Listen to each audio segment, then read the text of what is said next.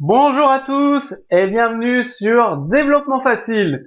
Bien, comme vous avez l'habitude, on continue la série de cours dédiés au langage PHP pour que vous puissiez acquérir toutes les bases du langage PHP et à votre tour créer des sites internet dynamiques, attractifs que vos utilisateurs adorent. Donc, rappelez-vous, le précédent cours était consacré à la fonction mail. Ben là, c'est la suite où vous allez justement apprendre à envoyer une pièce jointe avec votre mail. Maintenant, vous savez envoyer des mails au format texte simple, au format HTML. Et là, vous allez apprendre à envoyer des mails au format HTML.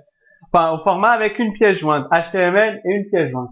Donc là, je vous voyez sur l'écran un rappel sur le MIME version, content type, l'encoding de votre message. Donc, je passe assez rapidement vu que c'est un rappel du dernier cours.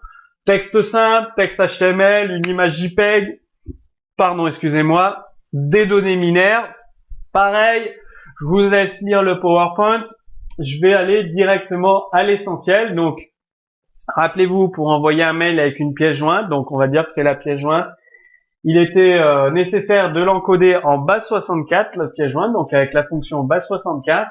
Et également, il fallait découper la pièce jointe du mail en morceaux de 76 octets, ce que nous permet de faire la fonction chunk split. Donc c'est ce que vous allez apprendre à utiliser justement. Donc vous avez les données à découper, la longueur des morceaux, donc 76 par défaut bien évidemment, et le séparateur des morceaux, /r/n, par défaut bien évidemment vu que c'est pour créer la pièce jointe à votre mail. Et donc, la fonction chunk split vous retournera la chaîne toute prête, découpée, et vous n'avez plus qu'à envoyer votre mail. Donc, comme je vous l'ai dit précédemment, l'envoi d'un mail avec une pièce jointe utilise le format multipart MIME. Donc, pour envoyer un message multipart MIME avec la fonction mail, vous devez donc construire les différentes parties du message, donc les différentes parties de votre message, avec en respectant une certaine structure. Le paramètre d'entête de la fonction mail contient les entêtes standards avec l'entête qui indique qu'il s'agit d'un message au format multipart MIME. Et comme je vous l'ai dit, les différentes parties du message doivent être séparées par une ligne vide /r/n. Alors, vous pouvez avec un seul mail envoyer plusieurs pièces jointes, donc joindre plusieurs pièces jointes avec un seul mail, comme joindre plusieurs images, un document PDF, un document Word. Et ensemble, nous allons voir un exemple de code source, ça va beaucoup plus vous parler.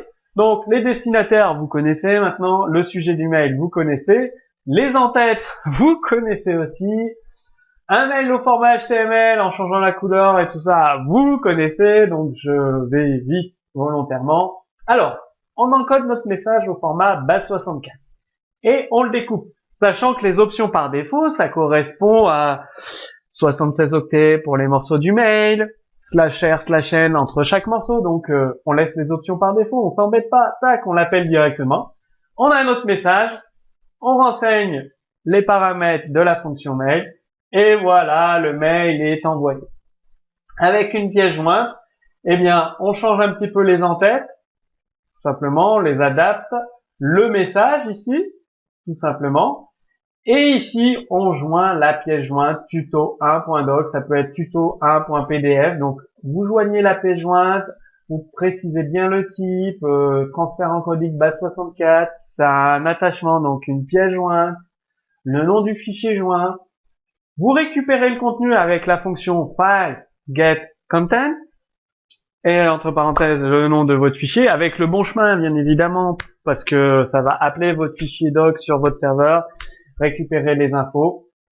Bien évidemment, vous réutilisez base 64 pour file add, chunk split pour découper votre pièce jointe, là vous la découpez en morceaux de 76 octets séparés par /r/n. Et ensuite, vous l'ajoutez à votre message, votre pièce jointe, tout simplement. Et il vous reste plus qu'à l'envoyer grâce à la fonction mail. Donc, pour envoyer une pièce jointe, c'est très simple, comme vous l'avez vu dans l'exemple. Donc, eh bien, maintenant, vous savez ce qu'il vous reste à faire. Hein. Vous pouvez télécharger le code source complet sous ce cours vidéo. Et c'est à vous de mettre en pratique. Par exemple, vous pouvez vous entraîner à créer un formulaire mail sur votre site internet où vous autorisez ou non l'utilisateur à joindre une seule pièce jointe, plusieurs pièces jointes. Vous pouvez tester l'extension des pièces jointes, interdire, vous pouvez interdire les fichiers PHP, les fichiers ActionScript, autoriser seulement les fichiers zip, les images, les fichiers PDF, les documents Word. Donc, mettez en pratique la fonction mail format HTML avec l'envoi de pièces jointes. Si vous avez rencontré des difficultés, si vous avez des questions ou besoin d'informations supplémentaires, posez vos questions directement sous le cours vidéo et je vous dis à très bientôt sur Développement Facile.